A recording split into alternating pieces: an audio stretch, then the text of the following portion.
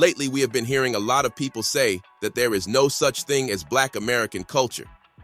Yet, these same people saying these things are the same people stealing Black American culture all over the world.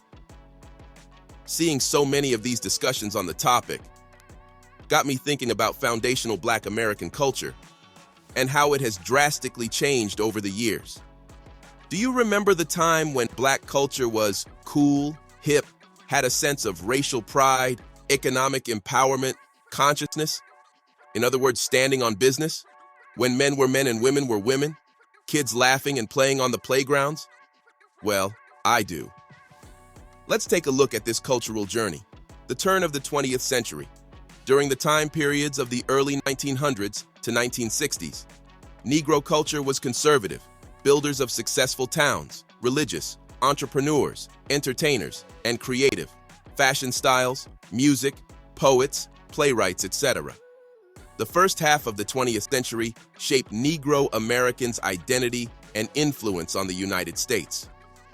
In reaction to racist actions and laws in that period, Negro neighborhoods provided a sense of belonging, serving as a space not only to garner wealth, but also to celebrate Negro culture in a unique and authentic way. During this time, a Negro cultural identity began to emerge. In spite of dealing with the Jim Crow era, you had several successful, vibrant communities. Some of these Negro towns were Haiti Community in Durham, North Carolina, Jackson Ward in Richmond, Virginia, 4th Avenue District in Birmingham, Alabama, Boley in Oklahoma, Greenwood in Tulsa, Oklahoma, and Rosewood in Florida. Also around this time, the New Orleans jazz scene was starting to create a melting pot of cultures, rhythms, and creativity that was laying the foundation for a truly American art form. Some of the main players of the early stages of jazz were Charles Buddy Bolden, Edward Kid Ory, Joe Oliver, Louis Armstrong, and many others played a major role in establishing the music that is loved the world over.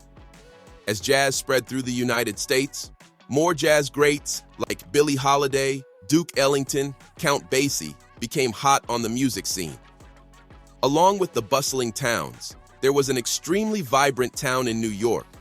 You had the Harlem Renaissance, that was an intellectual and cultural revival of Negro American music, dance, art, fashion, literature, theater, politics, and scholarship. It centered in Harlem, Manhattan, New York City, spanning the 1920s and 1930s. It celebrated Negro creativity and identity. Here are some things that happened during the Harlem Renaissance period. Emerged after World War I, fueled by the great migration of Negro American workers from the Jim Crow South to urban areas in the Northeast and Midwest. Harlem became the final destination for many migrants seeking better opportunities. Cultural expression, literature. Writers like Langston Hughes, Zora Neale Hurston, and Claude McKay explored Negro experiences and identity. Music, jazz, blues, and gospel flourished. Duke Ellington, Louis Armstrong, and Bessie Smith made significant contributions. Art. Visual artists like Aaron Douglas and Jacob Lawrence depicted Negro American life and history. Theater. The Lafayette Theater and Apollo Theater showcased Black talent. The Harlem Renaissance fostered a new Negro American cultural identity.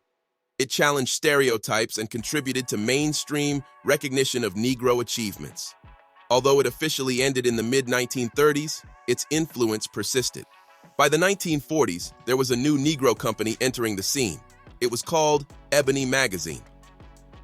The first issue of Ebony magazine, featuring profiles of writer Richard Wright and very talented virtuoso pianist, jazz singer Hazel Scott, and stories about Negro Americans in publishing, The Color Line in Brazil and a Sale of African Art in Philadelphia, is published on November 1, 1945.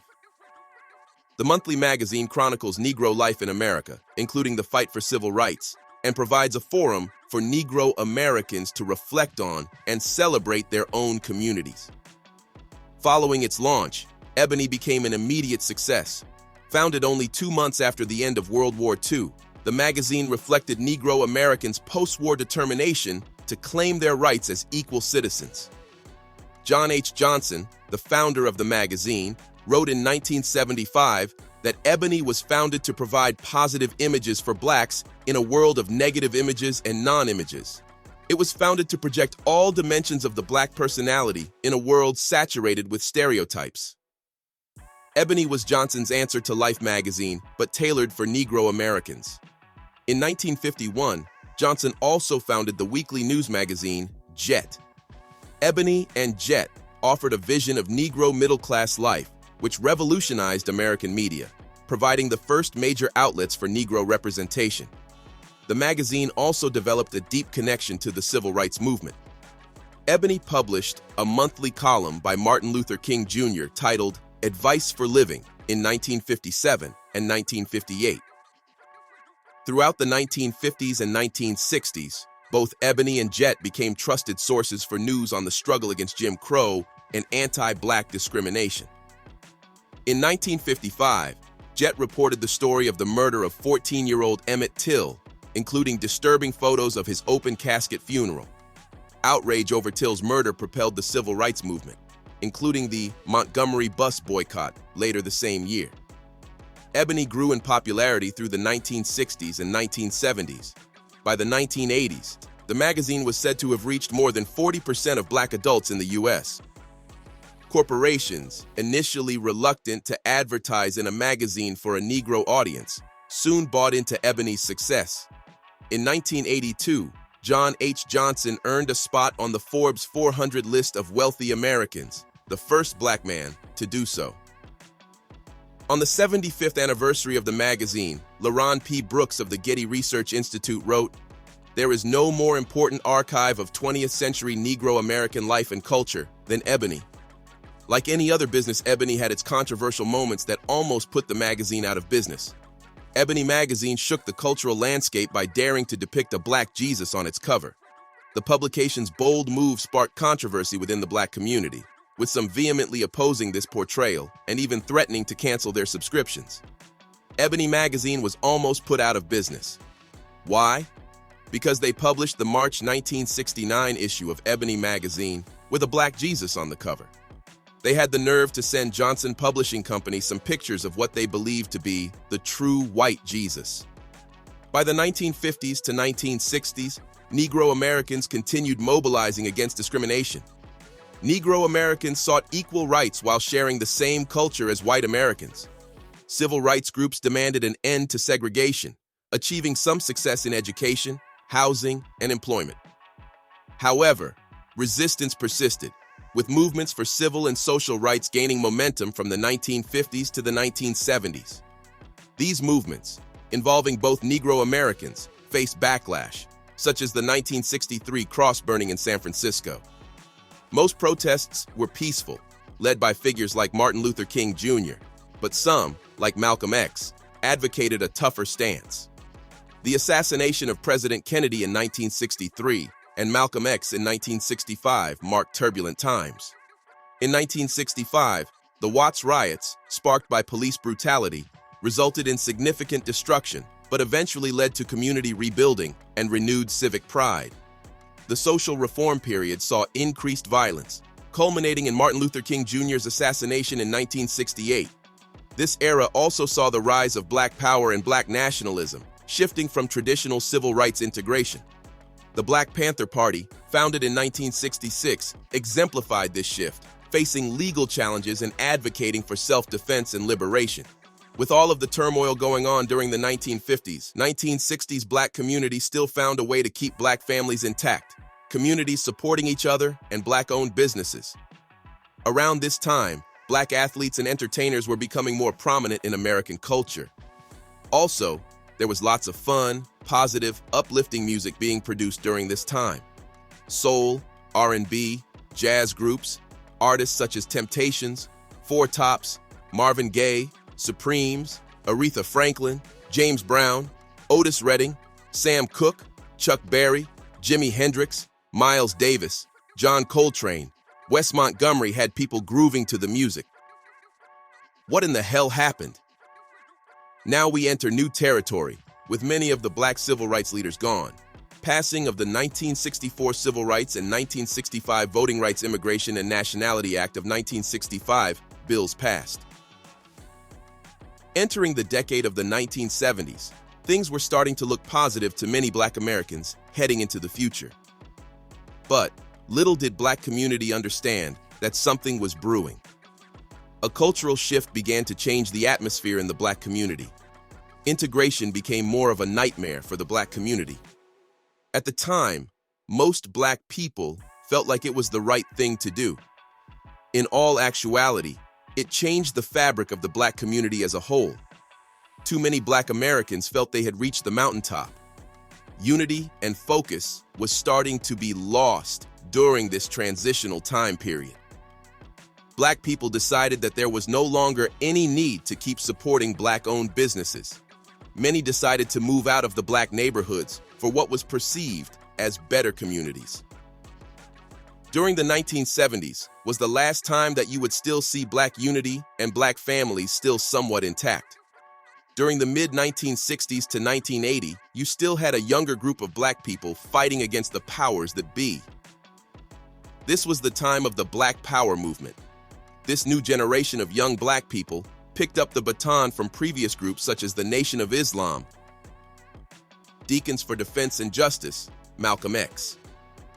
This is the time period of Bobby Seale, Huey Newton, Stokely Carmichael, Elaine Brown, Angela Davis, Fred Hampton, who was part of the Black Panther Party for self-defense. Black Power movement emphasized racial pride, economic empowerment, and the creation of political and cultural institutions. During this era, there was a rise in the demand for Black history courses, a greater embrace of African culture, and a spread of raw artistic expression displaying the realities of Black Americans. Also, during the 1970s, you had the rise of Black politicians such as John Conyers Jr., Barbara Jordan, Maynard H. Jackson Jr., Shirley Chisholm, to name a few. Most Black Americans saw this as progress for the community, while some saw Black faces in high places as another tool to be used by white supremacy agenda. Enters the 1980s, 1990s. No longer did white supremacist culture need the KKK or Jim Crow laws to terrorize Black people. Now the Black community had new devices, strategies that were being used to destroy the Black community. Feminism was promoted in the Black community, which helped to break up the family structure. Government assistance was more of a crutch than actually helping lower-income families. Families no longer had two parents in the household. Single motherhood rates started to skyrocket.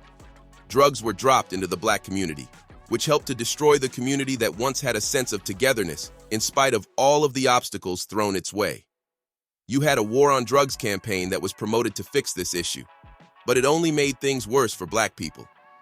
Then there is the school-to-prison pipeline that continued the destruction of Black communities. During this time period, many Black athletes and entertainers continued to become more prominent in American culture. Some in the Black community was looking for these famous Black athletes and entertainers to use their platforms in speaking on the social racial issues still happening against Black people. Most of these Black athletes and entertainers chose not to involve themselves in the social racial issues of the day. While these major problems were happening, you had the rise of rap music taking over the United States. In the early years of rap music, you had many positive, Black conscious groups and artists. This fairly new genre of music had a huge impact on the children and young adults of the 80s and early 90s.